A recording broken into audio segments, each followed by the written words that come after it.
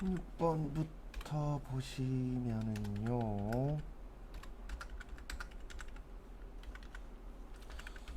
거기 보시면 회계 이론을 연역적으로 설명하기 위하여는 기본적인 가정 또는 전제가 필요하다. 재무제표를 작성 공시하는 데 있어 기초가 되는 거죠. 그래서 일단 기업은 뭐가 있어야 돼요? 실체. 그 다음에 우리 비교하면서 작성해야 됩니다. 그래서 우리 전산회계 1급 때 문제 보면은 조회 문제 중에 작년 거하고 올해 거하고 비교하는 거 있었죠? 그 다음에 계속 뭐 해야 돼요? 사업을 영위해야죠. 그래서 정답은 2번에 화폐 단위 측정. 그 다음에 17번은 말장난 문제인데 세모는 이렇게 종종 냅니다. 정답은 2번이에요. 왜 2번이냐면 교환에 몇 가지 있어요? 두 가지 있죠. 동종 자산 간의 교환은 제공한 자산의 장부가액. 2종은요? 제공한 자산의 공정가액. 근데 거기는 지금 2종인지 동종인지 안 나와 있어요. 지문에. 맞죠? 그래서 정답은 몇 번이요? 2번.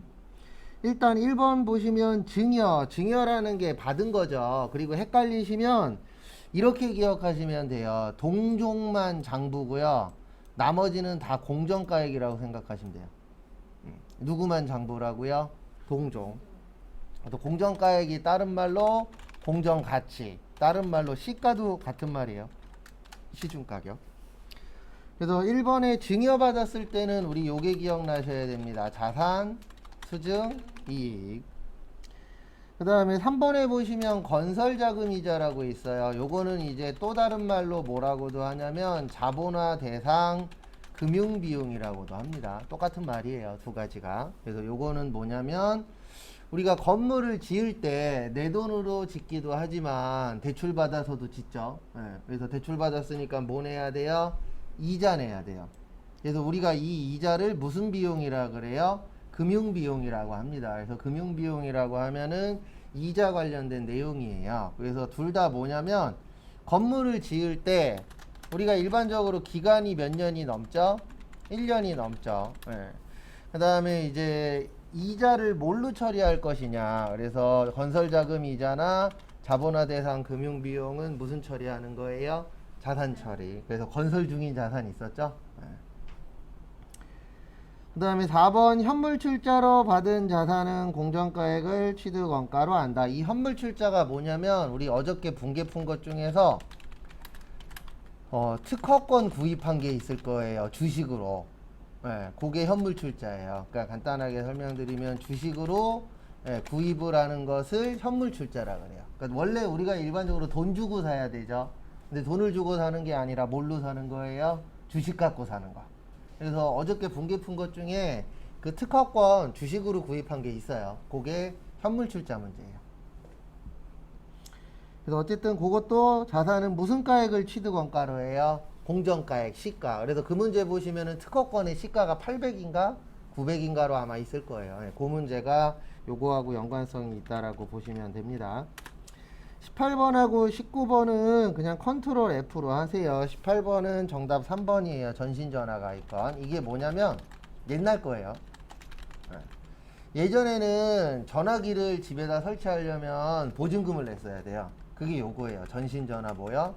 가입과. 근데 요즘에는 집에다 전화기 놓는 거 무료입니다. 왜냐면 어차피 집에다가 전화기도 거의 안 놓쳐. 요즘 시대 자체가. 얘는 여기에 있죠. 기타 비유동자산에. 그 다음에 19번의 정답은 두 개예요. 재해손실하고 그 다음에 거기 보시면 투자유가증권 처분손실이라고 있는데 투자유가증권 처분손실은 없어요. 이게 요거 얘기하는 거예요. 매도가능증권 처분손실. 그래서 매도가능증권 처분손실로 쓰면은 영업 외비용 나옵니다. 그래서 정답은 1번하고 몇 번이요? 3번. 그 다음에 2번에 있는 매출한위는 얘는 수익을 줄여주는 거예요. 근데 어쨌든 수익 쪽으로 들어갑니다. 수익의 감소. 그 다음에 경상적 연구비는 뭐예요? 우리 개발비는 무형자산. 그 다음에 연구비는 뭐라고요? 판매비와 관리비. 그래서 정답은 몇 번이요? 1번하고 3번. 그래서 완벽하게 똑같이 안 줄 때도 있어요. 예, 그래서 이렇게 나오면은 정답은 일단 1번이 되겠죠.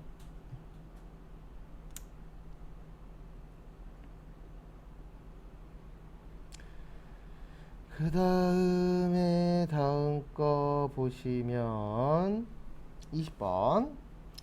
보통주 100주를 6,000원, 5,000원짜리를 6,000원에 발행하고 제비용 5만원을 차감한 잔액은 모두 현금으로 수취했죠. 그래서 요거 맞추시려면 두 가지. 자본금은 주식 발행수 곱하기 액면가액.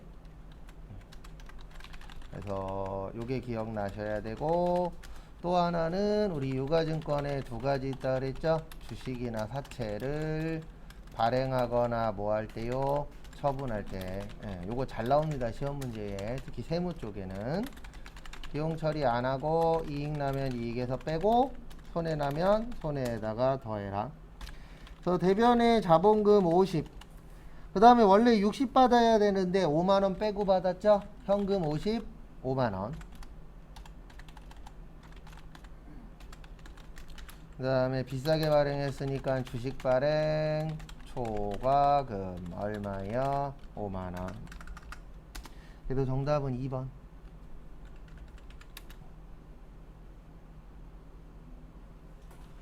그 다음에 21번 보시면은요,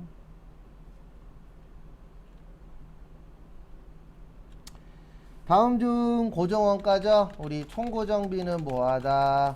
일정하다. 단위당 고정비는 감소한다. 조업도가 증가할 때. 그래서 거기 보시면 관련 범위 내에서 조업도 변동에 관계없이 총원가가 일정하죠. 정답은 몇 번이요? 1번.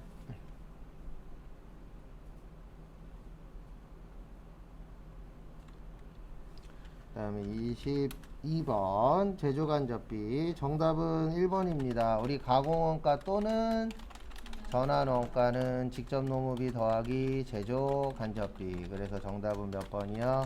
1번. 그래서 이런 건 틀리시면 안 돼요. 그 다음에 23번은 별도로 좀 외우세요. 뭐를 외우시냐면은요, 23번 보시면 감가상각비 나오죠. 제조원가 쪽에 감가상각비 나오면 정액법이라고 생각을 하세요. 그래서 정액법은 매년 감가상각비가 어떻다? 일정하다.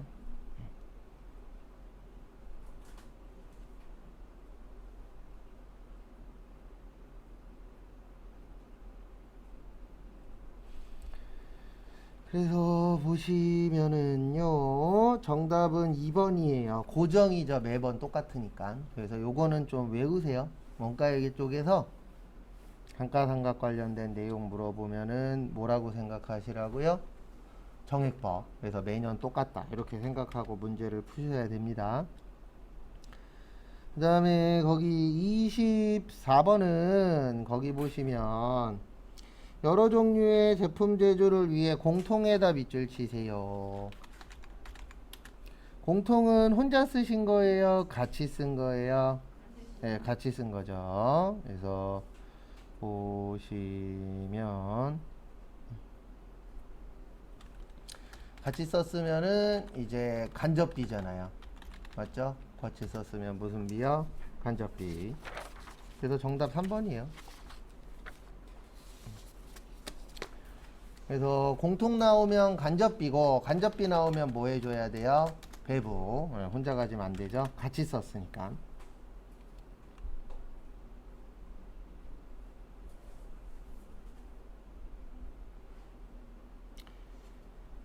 그 다음에 25번 보시면 거기에다 밑줄 치세요. 마지막에 총 제조 비용. 25번 있죠? 거기 박스 마지막에 보면 뭐라고 있어요? 총 제조 비용. 우리 총 나오면은 짧은 거.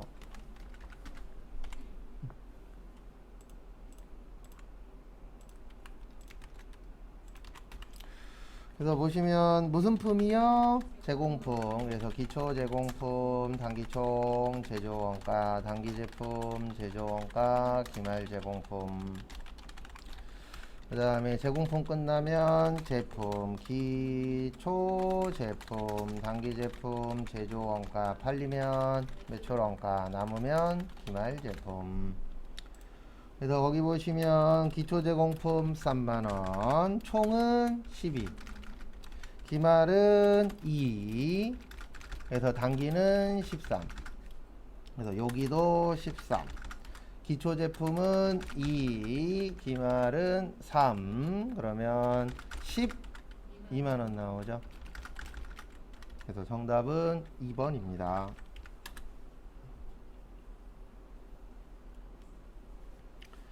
그 다음에 26번.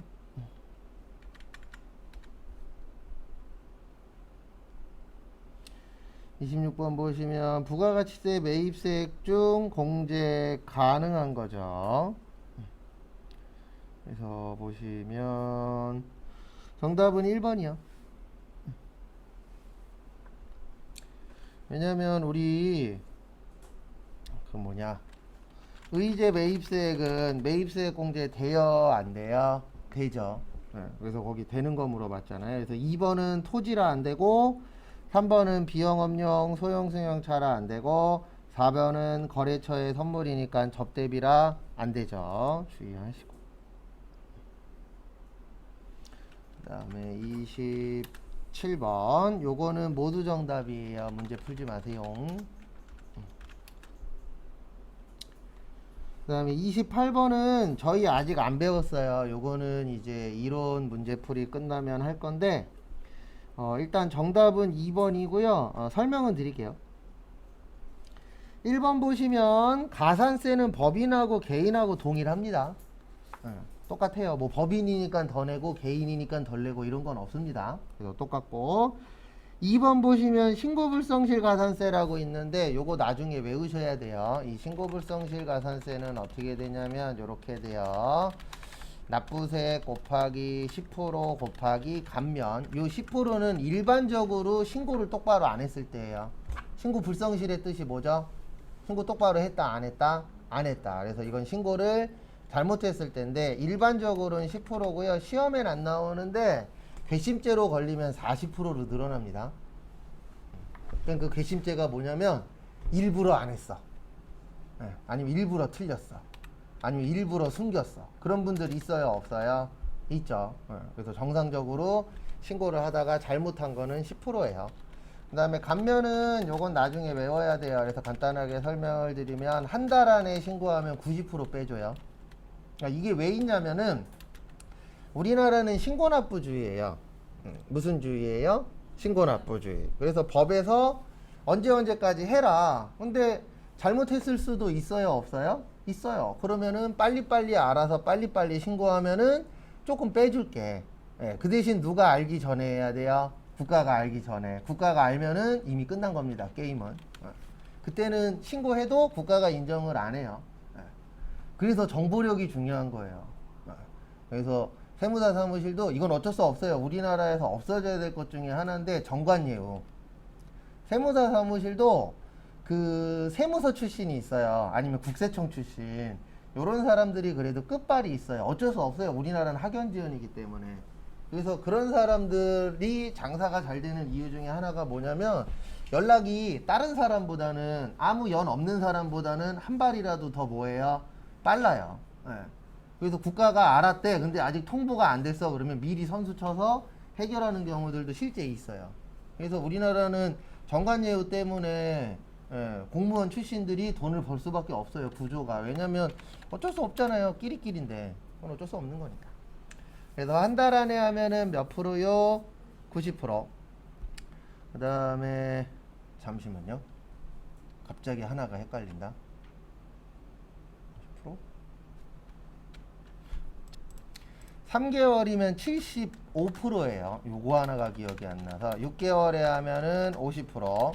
그 다음에 1년 이내 하면은 30%, 1년 6개월에 하면은 20%, 그 다음에 2년 안에 하면은 10%. 이렇게 되어 있습니다. 그래서 요거 나중에 외우셔야 돼요. 근데 지금은 적으셔도 되고 안 적으셔도 돼요. 이거 나갈 때 프린터에서 다 드릴 거예요. 그래서 이게 뭐냐면 빨리빨리 신고하면 뭐 해주겠다? 깎아주겠다. 그래서 신고 관련돼서는 이런 가산세가 있습니다. 근데 거기 보시면은 6개월 안에 수정신고 납부하면 몇 프로라고요? 50%. 요 말은 맞는데 중요한 게 요 앞에 개가 늘어났어요. 과거에는 요거밖에 없었거든요. 그러니까 이게 맞는 말인데 지금은 한 달 안에 하면 몇 프로라고요? 90%. 그래서 요게 6개월 이내 수정신고 납부하면 50% 경감된다잖아요. 이거 틀린 거예요. 왜냐면 한 달 안에 하면 몇 프로 빼준다고요? 90%. 3개월 안에 하면 75%. 그래서 정답은 2번. 그 다음에 3번 납부불성실 과산세는 과다 환급받은 경우에는 적용하지 아니한다. 3번도 틀렸어요. 답은 두 개예요. 2번하고 몇 번이요? 3번. 그래서 납부불성실 가산세라는 게 납부를 잘한 거예요? 잘못한 거예요? 잘못한 거죠. 환급 많이 받아도 뱉어내야 돼요. 환급이라는 게 돌려받은 거잖아요. 그러면 많이 돌려받았다는 얘기는 신고 잘한 거예요? 잘못한 거예요? 잘못한 거죠. 그래서 이것도 세금을 더 내셔야 됩니다. 그래서 적용한다가 맞아요. 그 다음에 4번 보시면 납부불성실 가산세 계산 시 미납일수 계산은 법정 납부기한의 다음 날부터 자진 납부일까지다. 맞아요. 요거는.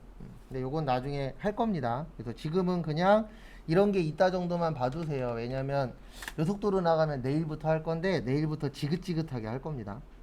29번 틀리시면 안 돼요. 정답 두 개예요. 1번, 2번.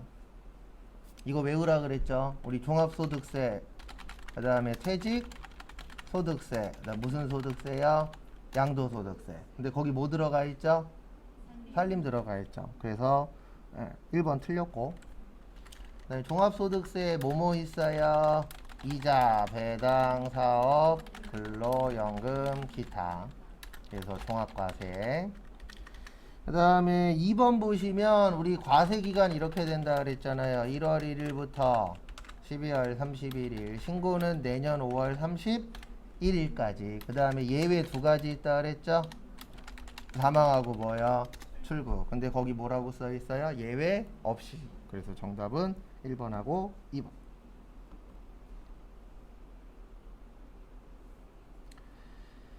그 다음에 30번도 앞으로 이제 할 건데요. 거기 보시면 요거는 우리 외우고 있어야 돼요. 나이 그러면 몇 세 이하?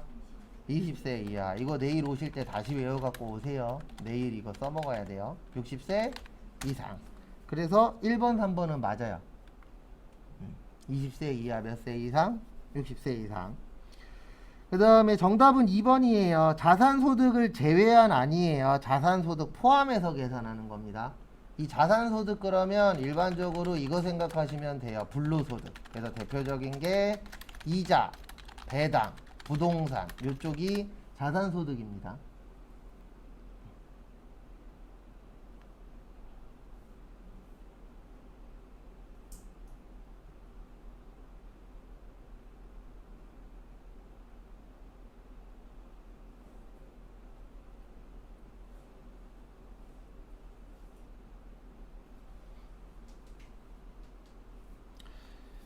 다음에 그래서 정답은 몇 번이요?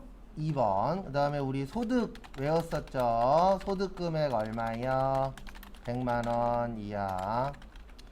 그 다음에 총급여는요 500만원 이하. 근로소득 금액 150만원 이하. 이자 배당 2천만원 이하. 그 다음에 기타 소득 금액은요 300만원 이하.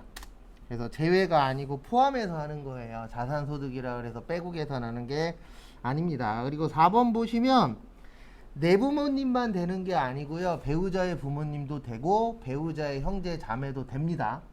이거 안 된다 그러면은 국가한테 소송 걸어야죠. 왜냐면 내 부모님만 된다 그러면은 요즘 문제잖아요. 그래서 양쪽 다 돼요. 그래서 시험 보실 때 그 프로그램 내일 프로그램 할 건데 프로그램 안에 보시면 본인의 직계존속이 있고요. 배우자의 직계존속이 따로 있어요. 번호가. 내일 한번 프로그램에 입력하실 때 봐보세요. 그래서 양쪽 다 됩니다. 내 부모님만 되는 게 아니고 배우자의 부모님 포함이세요. 네, 형제 자매도 돼요. 그거에만 해당이 되면 전제 조건이 형제자매는 무조건 같이 살고 있어야 돼요. 예. 그 부모님은 따로 살고 있어도 되는데 누구는 같이 살고 있어야 돼요? 형제자매는 같이 살아서 주민등록 등본에 올라가 있어야 돼요. 예. 그래서 형제자매는 받기가 쉽지 않아요. 왜냐면 일반적으로 같이 안 살잖아요. 근데 같이 사는 경우도 있어요, 없어요? 있죠. 예. 그래서 같이 사는 경우만 됩니다. 그리고 부모님이나 자녀나 배우자는 따로 살아도 인정이 돼요. 왜냐면 학교 때문에 따로 살 수도 있어요, 없어요? 있죠. 직장 때문에 따로 살 수도 있잖아요. 예. 그래서 형제자매 빼놓고는 따로 살아도 상관은 없습니다. 근데 외국에만 안 사시면 돼요. 이민 가 계신 건 안 됩니다. 그 다음에 31번부터 45번까지 10시 20분까지 풀어보세요.